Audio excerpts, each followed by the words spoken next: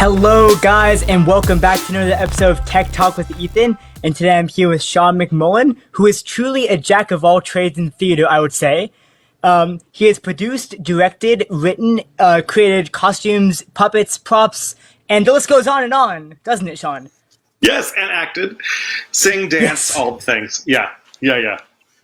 Exactly. Well, thank you for talking with me today. You're welcome. I'm excited. Is there an area of theater that you haven't worked in? Like, all those things I've mentioned. Really lighting. That's kind of the one place that I haven't. And it's not because I don't like it. It's because when I was learning it, I hated heights, and we were required to go up in in the lifts, and I just did the bare minimum, and that was that. So that's kind of the one place that I haven't really worked much. But I have a bunch of wonderful people around me who are incredible lighting designers. So I don't need to. Exactly. Have Josh do it for you, you know? Just Exactly. Exactly. That's really interesting, though. I mean, like, I would never. That's what I didn't know about you, that you don't like heights. Yeah. Don't get me near a ladder. Doesn't like scenic design That's funny. Involve heights, right? Yeah, typically one would think, but the way, so when I was learning to scenic paint in high school, the very first thing we did, because I went to a performing arts high school, much like Renaissance or OSHA here in Southern California, ours was called Roosevelt Performing Arts Magnet at the time. Okay. And the way that our teacher there did it was kind of unconventional. He actually hung the drops and lowered down the batten, and then we painted the top on a projector, and we projector painted everything, and he just raised it up as we painted and went down the drops. So that was the first way I learned. And then when I got down here to Southern California to go to Cal State Long Beach, we had a paint frame. So we could stand on the floor and the paint frame goes up and down, right? So I didn't have to get on a ladder. Then I went to grad school in Texas for SMU, and we learned East Coast style, which is they staple it down to the floor and grit it out, and then you're just walking around on the floor with long sticks, usually bamboo sticks, and painting on the ground. So I never had to get in the air. And the great thing about scenery is they bring the battens down to you, so you don't have to go up to hang anything. Yeah. So I could hide my fear of heights quite easily until lighting design class. And then, I'm good with drafting, all of that stuff, loved the lab, all of those things. Anywhere there was a repertory hang, I was good, because I didn't have to go up and do anything. That's so funny. I mean, you gotta do what you gotta do, right? But that's right. That's really interesting how there are different that technique with bringing the batten down and painting from the top. You said right down. Yeah. Usually it's only in touch-ups and things like that. That once the set is assembled, if you're doing a 2-story set or something really, really big, that's a permanent assemblage, like it's the whole thing is one piece. You then have to get on ladders, but I've found ways around that too. Like most of my second floor sets have balconies or something in front of the surface flat that if I have to go up and do, some little work or something, I can stand on a piece of actual built scenery. It's really it's funny. I did, however, get used to the genies eventually in scenic painting, but never really go up very high. Not more than really like the top of a 6-foot, 8-foot ladder. I suppose there's some scenic stuff where people are scaffold monkeys and they climb all over like 3-story scaffolds to paint and stuff. Not my thing. Got you. So you say you took some lighting classes, or lighting design classes? Yeah. Lighting design classes. Yeah. Basic lighting as an undergraduate, and then lighting design classes as a graduate student. And the grad student classes were great because most of that was done in the light lab and on a rep hang. And because my focus I was a scenographer student, which means that I was studying lighting, scenic, and costume design. But most of the work that we did in class was theoretical. Okay. So I did a lot of, that was the first place I ever encountered lighting sketches. I don't know, as a lighting designer, I don't know if you ever do lighting sketches, but I was taught to sort of sit with the director and talk about sort of the direction that the action was going.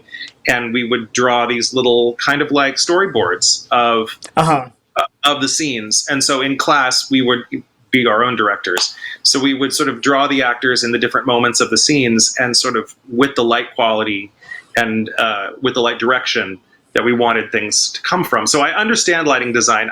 I just don't do a lot of it because, what's funny is a lot of my friends who do lighting design, they never go up. Only if they're doing 99 seat equity waiver stuff. But a lot of them went straight from 0 to 60 and started doing really big gigs where they had crews that did all the hangs. So they just handed over the drafting and they never got back in a lift ever again. So I just wandered around the stage with the little programmer. So. Yeah, I mean that's the way to go, right? Is you draft and you just like go, I'm done, just it's handed over, and then you can say, okay, no, more over here, and you're the one wandering around the stage trying to figure out, if everything's hung properly, but you don't have to get back up there. So yeah, that's so funny. Could you explain what sparked your interest in theater or technical theater in general? Okay, well, so kind of the same thing actually. It goes way, way, way back. So when I was little, I thought my dad was in theater. That was what I understood him to do. Because whenever I went to his job with him, we went to a theater. And at least it looked like a theater to me. There were chairs and there was a stage and there were curtains and lights and everything. And he was always working on something there. And the very first show I ever remember seeing was Rodgers and Hammerstein's Cinderella. And he was directing and designing and producing and doing all of that. And it was opening night. And I finally saw this effect that he'd been working on. I must have been probably just barely kindergarten. So like the beginning of, it must have been the second semester, because his shows were always at the end of the year. I'm giving away the punchline here. So I was in kindergarten, and the fairy godmother transformed Cinderella, and these streamers came down and shimmered for a second or two in front of Cinderella as fairy godmother waved her wand, and then the ribbons all released and shimmered to the floor, and she was in her beautiful dress, and I was hooked. I was like, this is what I want to do forever. And then suddenly realized, oh, wait, this is a school show. My dad's a sixth grade teacher, and this is what he volunteers to do every year. He does the school show. So weird that, I guess maybe not so weird, that I started my own children's theater years later. But it was that moment of seeing for me, what felt like real magic happen right in front of my eyes. It wasn't a movie. It wasn't a TV show. It didn't feel like a trick. It was real, right? I actually saw it with my real eyes. So I guess it's a bit like, people who see up close magic for the first time and want to be magicians because of it. That was the same thing with me. I saw my first big tech trick, just a bunch of ribbons, and I was in. I was in. Yeah, that's awesome. From a very young age to now doing exactly what your dad did, right? Like like I said, produced, writing, and it sounds very similar. Yeah, kind of came full circle. It started there in elementary school, and strangely has wound up back in elementary school. Exactly. Could you? So we talked about scenic design a tiny bit. Could you explain a little bit more about what a scenic designer does and is? Sure. The scenic designer is the person that is responsible for the world that the characters inhabit. They're the world builder, and they're sort of responsible for leading the audience into a particular mood or understanding of what the tone is of any given scene. Sometimes that's through a single piece of scenery that plays the whole show. Sometimes that's through drops and moving wagons that actually change so that you can tell what location you're in. But the location change and time period and all of those things that I think a lot of people focus on, for me, is really secondary. That's like a lot of people talk about what era, is it a comedy? Is it a genre? Like, that's more important to me. The idea of the communication of what the person is supposed to be feeling who's sitting in the audience. So you set the tone along with the lighting designer and the costume designer, and communicate to the audience the underlying metaphor. And you're then a sort of a springboard for the action. Sort of the playground on which the actors are playing. And so the scenery has to be built in such a way to allow that action to happen that doesn't give away the ending and sort of surprises you as it goes along. That sounds awesome. It sounds like a cool job to be creative, right, and design these spaces for the actors. Yeah, it's an amazingly cool thing to do. And I mean, like world builders for comics or movies, all of that stuff. It's really fun to be able to get in there and start with an idea that an author has handed you and visualize that. That's my favorite part of it is, seeing where the material leads me. Because often where I think I'm going to go winds up far, far away from where I actually, what I actually produce in the end. Mm-hmm. Exactly. And where do you get inspiration for? Where do you get inspiration for that? Oh, all over. Back in the old days, it was the library and my own collection. Yeah, I mean, back when when dinosaurs roamed the earth, there wasn't an internet. Literally, I don't know. I graduated from grad school in ¡98, and there really was not the internet. And then in 1999, there was the internet. So we didn't have the resource to just go on and Google something. So what we would do is find libraries with really great visual reference sections. The LA Public Library was my favorite place. Cerritos Public Library down here has a pretty great visual resource. And I would just go and sort of start in whatever section felt right for the piece. So sometimes I would go to photography and look through photographers' books. Sometimes go to sculpture, painters, and really start with an art form, a fine art form, to get an inspiration of the energy or the tone of the show first, before I do any research on the period or the geography of the location of the play. Because I knew that if I just designed the geography or the location, it wouldn't be interesting. It's not film, right? So it's not like I'm taking my camera on location to a place and I'm showing you exactly what it is. If every time we try and recreate things on stage exactly as they appear in real life, it loses emotion. So you have to start with emotion, and the only way that you can really capture emotion is the same way fine artists do, right? With that sort of abstract notion of what color and line and mass does to us when we see it apart from explanation. Mm-hmm. Did that make any sense? I feel like I'm suddenly becoming very hoochie-woochie and going back into my, I've made all this very practical, honestly, the last few years, but right out of grad school, all of this theory, now I go to the internet and I read the play several times, and then I've written down adjectives, right? Okay. And then I just start Googling those adjectives and seeing what comes up.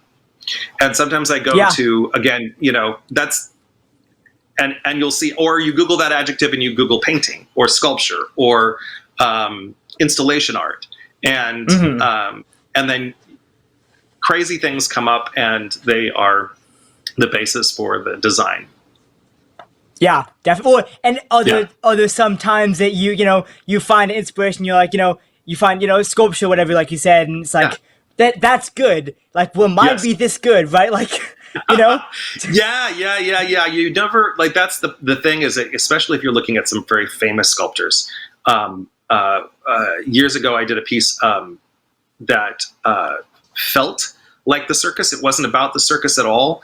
It was actually about the book of Genesis. So it was about the creation of the world and all of this stuff. And I was looking through books of sculpture, and I stumbled on Alexander Calder, who kind of famously came up with the mobile and suspended sculpture.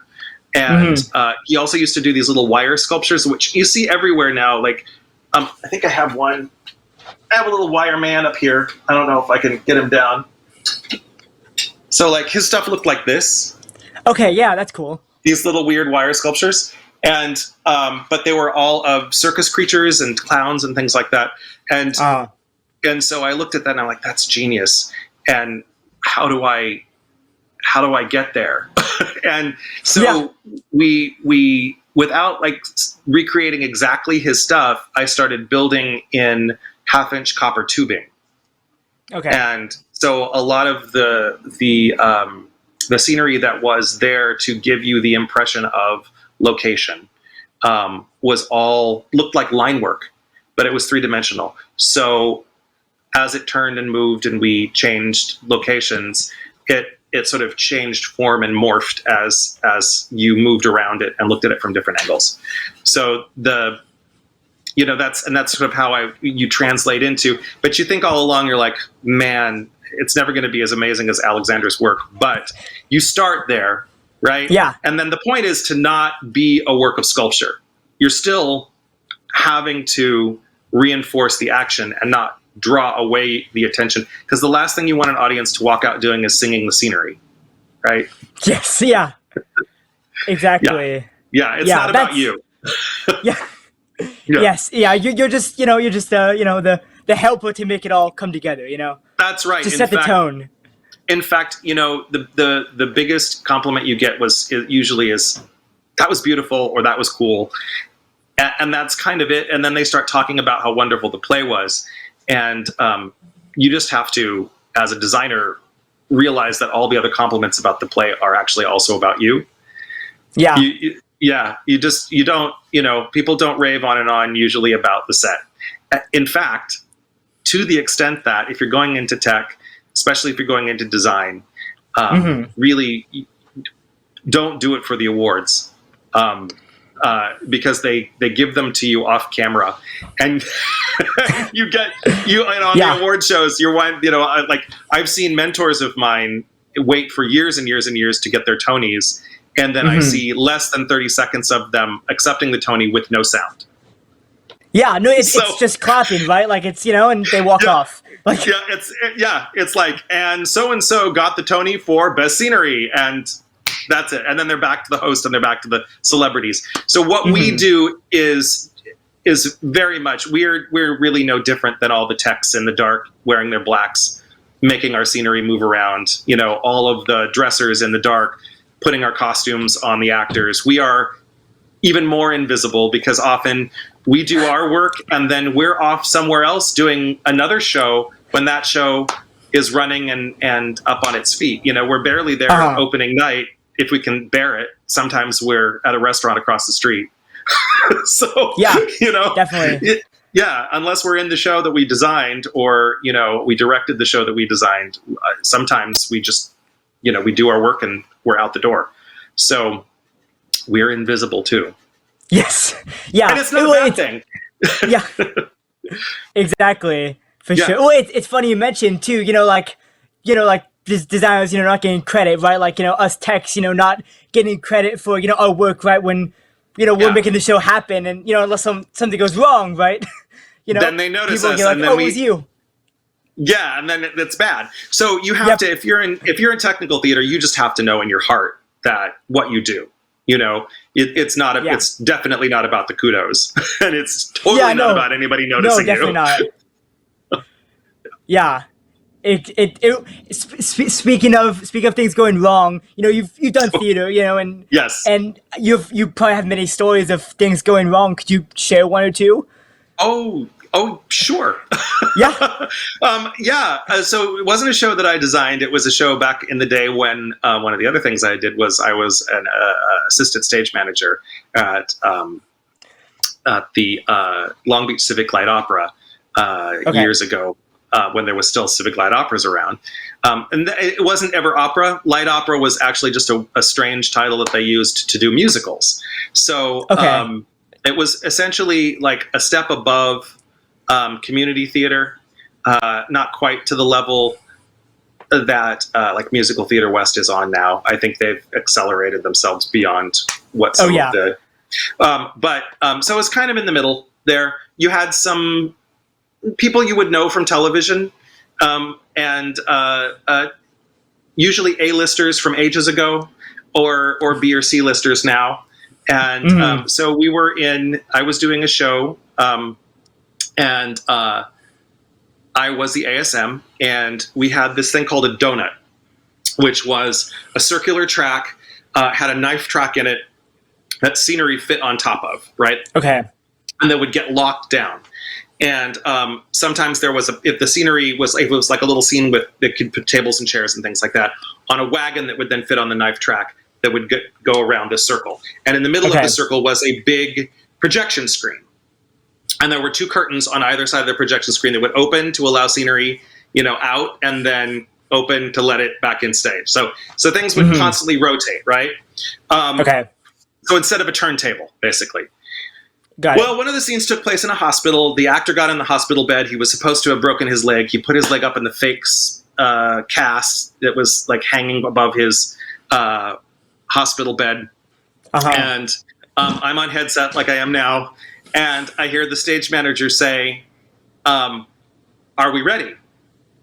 And instead of saying what I should have said, hold, I said, no. Well, what does no sound like if you've got noise backstage? It sounds like go. Yeah. And so I said no, and the guy on headset on the other side thought it was the stage manager saying go, and he went, and the bed wasn't locked down. It was still on the thing, so it started sliding on the thing as we're sliding forward, which knocked me over on top of the actor on the bed. Oh, wow. Yeah. And out the curtain we went, me butt first to the audience in my blacks with my headset. Yes. Yeah. So I climbed off the actor to roarous laughter in the house. Yeah. And the actor turned to me and said, thank you. Yeah. Yep. I was like, you're welcome. More roarous applause, and that was it. And luckily I wasn't fired. But yeah, it was like in front of a 3,000 seat house. It was the Terrace Theater. Yeah, it was the Terrace in Long Beach. Yeah. I've seen that theater too, and it was a big theater, right? And was it full? It was about half full, so probably 1,500 people saw my butt laying on top of the lead actor of the play. Yeah. It was pretty funny. But I learned to say hold. Yes. Not no. Yeah.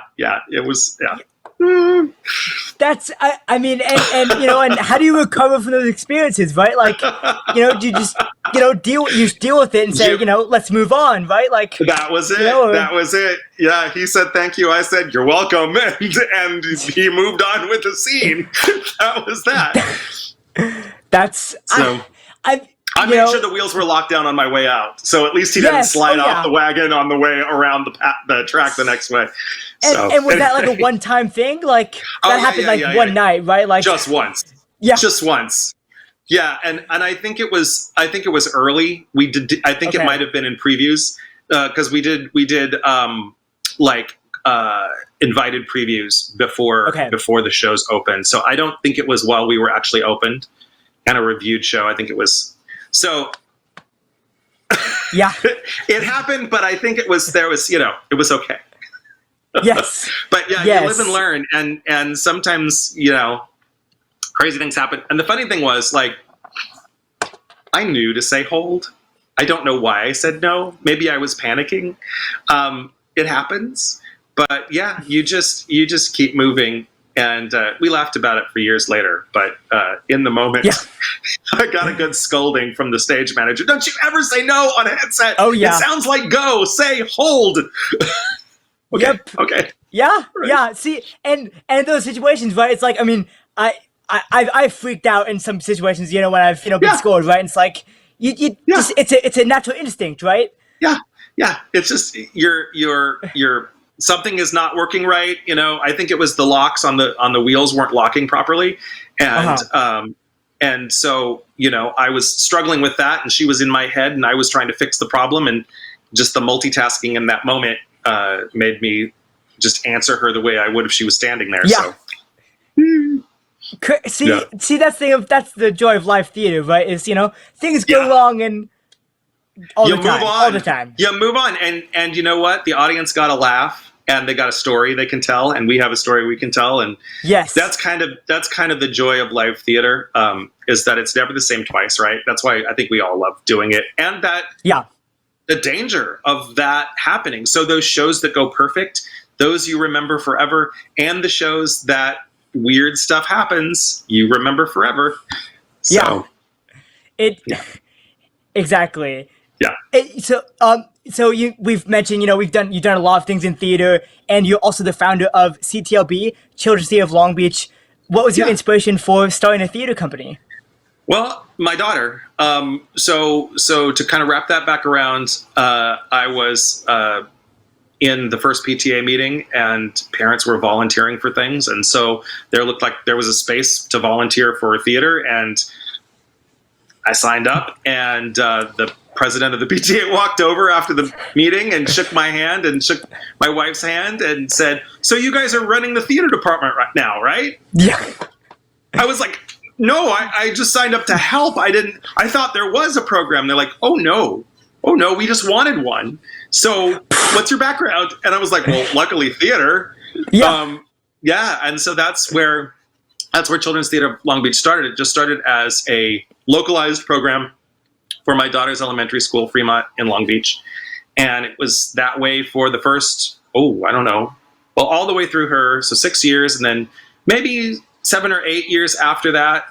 7 or 8 years after the first year, so in total, we started CTLB. And because I started having other people ask, could they have a program like this at their school? And we thought, well, why not? So we got a bunch of people together and formed a board and formed a nonprofit and started serving other schools. And as of 2020, we were primed to be at 8 school sites. But wow. We completed about 4 of those. So we, for the first semester, for the second semester. So we got through our entire round of first shows before the end of February, before everything shut down in 2020. And then, so we're looking forward, hopefully next year, hopefully things will be back up and we can go back into the school site. Right now we're offering a show called The Wuppet Show, which is an online experience that we open to all the schools, and we have a bunch of kids learning how to build puppets and puppeteer, and we're going to edit it all together, and it's like a little musical review with some numbers, sort of based on the Muppet Show. And Wuppet stands for World Wide Web puppet. So Wuppet. Got it. Yeah, that's awesome. Well, yeah, it's pretty great. But nothing is like live. There's nothing like being there in person. It exactly. And how have you had to adapt your programming to online? Well, we still have our teachers. So I brought back all of our teachers that would teach live, and they're all doing Zoom classes. We broke it down by grade. So that way you're with at least your grade level, but it's all schools combined. So we have kids from, 8 different schools. Got it. Getting to know each other. So it's kind of cool. For the kids, it's a little different. It's not like being on Zoom on your class, right? You're now meeting a kid from across town who you would never have met otherwise. So it's a little bit more like our open school programs that we do live, where we hold them and anybody can come and join. But it's really the in-school program. So it's sort of a weird hybrid. And then we had to figure out what we're going to do with this. You can't really sing and dance, and that's why we went to puppets. TikTok's great because the format's, portrait. Yeah, small. And exactly. So you can see the full body dancing, but like this, you have to get so far back from the camera to see a full body dancing, and then it doesn't look very good. So all of the entertainment is here in this little cube, and that's why this works well, right? It's really just yes. We've all been turned into Muppets for the last year, so why not, right? Yeah, exactly. It's cool, right? Like you said, doing that programming, right? Like, kids can meet other kids from across, the town, right? Which is, that's good for, building, friendships and all that, which we all need, right? Absolutely. Like right now, it's a cool space for kids to get to have a new experience and meet somebody new that like they really haven't had a chance to do. Usually that sort of stuff happens in like, karate class. You take a class, a dance class, and you get to be with kids that you don't go to school with. And so you have friends from different areas. And that's what theater typically does, is bring kids all together from all over Long Beach, when it's the all school programs. And so we were grateful that we were able to do that. It's certainly not as big as our typical programs, and we're kind of grateful for that too, because if I had like 200 kids in Zoom, I don't know what we'd do. That's too much. So but it turned out to be just the right amount, and it's working out great. They're having a good time, my teachers are having a good time, and so it's okay. But we are really looking back. I think everybody's looking forward to getting back to in person. Definitely. Yeah. Well, so if any of my audience has young kids who would like to sign up, contact Sean. Oh yeah, absolutely. Children's Theater of Long Beach.org. It's still up there. I think you can still register. And if for some reason the button to register is gone, it's still not too late. Just email info@children'stheateroflongbeach.org, and we'll make something work. So yeah. Awesome. Well, thank you so much for talking today, Sean. It was awesome talking to you. You're welcome. This was a great deal of fun. Thank you so much, Ethan. Yes, no problem. See you guys next week on Tech Talk with Ethan.